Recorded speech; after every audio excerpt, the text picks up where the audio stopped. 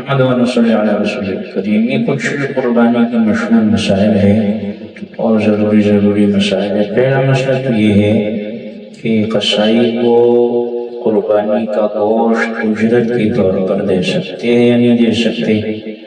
تو یاد رکھیں نہیں دے سکتے ہیں. کوئی بھی اس کا چمڑا ہے یا کوئی اور بھی اعضا ہے اس کو بطور اجرت کے آپ نہیں دے سکتے. اجرت آپ الگ دے دیں. باقی یہ ہے کہ آپ اس کو بطور ہدیہ اگر کوئی ایک آدمی اپنے حصے سے دیتا ہے تو دے سکتے ہیں، اس کا مسئلہ نہیں ہے. دوسری بات یہ ہے کہ میاں بیوی کی مشترکہ قربانی. لوگ یہ غلط فہمی کرتے ہیں کہ بعض لوگ پوری گھر کی طرف سے ایک قربانی کرتے ہیں. تو یاد رکھیں اگر بیوی کے پاس نصاب ہے تو اس کی قربانی الگ ہوگی اور شوہر کی قربانی الگ ہوگی. بیوی کی قربانی شوہر کی طرف سے اس کی ادائیگی نہیں ہوگی، اور شوہر کی قربانی اگر الگ انفرادی ہے تو بیوی کی طرف سے وہ پورا نہیں ہے. قرض لے کے قربانی کرنا یاد رکھیں اگر آپ صاحب نصاب ہے، خاص کر اس دور میں قرض بہت خطرناک چیز ہے. شہادت سے بھی قرض معاف نہیں ہوتا ہے، اور آپ صلی اللہ علیہ وسلم جس میں قرض ہوتا تھا اس کی نماز جنازہ نہیں پڑھاتے تھے. تو اگر آپ کی قربانی ضروری نہیں ہے آپ قرض لے کے قربانی نہ کریں. اگر زیادہ شوق ہے تو اس میں کوئی حرج نہیں، لیکن ضروری نہیں ہے کہ آپ قرض لے کے قربانی کریں.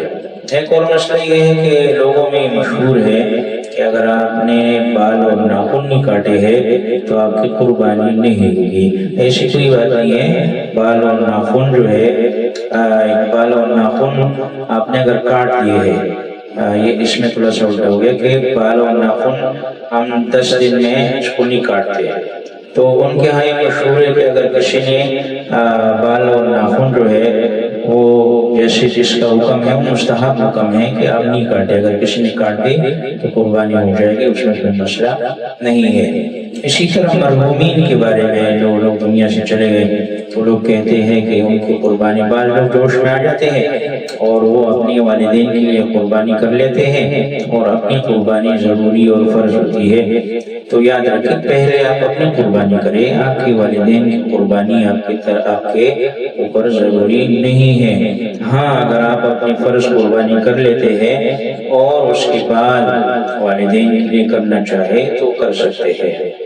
ایک اور مسئلہ یہ ہے کہ حاملہ جانور جس کے پیٹ میں بچہ ہے اس کی قربانی کیسی ہے. تو یاد رکھیں ایسی قربانی بہتر نہیں ہے. آپ بہتر یہ ہے کہ آپ بغیر حاملہ جانور، لیکن اگر کسی نے ذبح کر دیا ہے بعد میں پتہ چل گیا تو قربانی ہو جائے گی، قربانی خراب نہیں ہوگی. باقی بھی ضروری مسائل ہے آپ کو بتائیں گے. وآخر دعوانا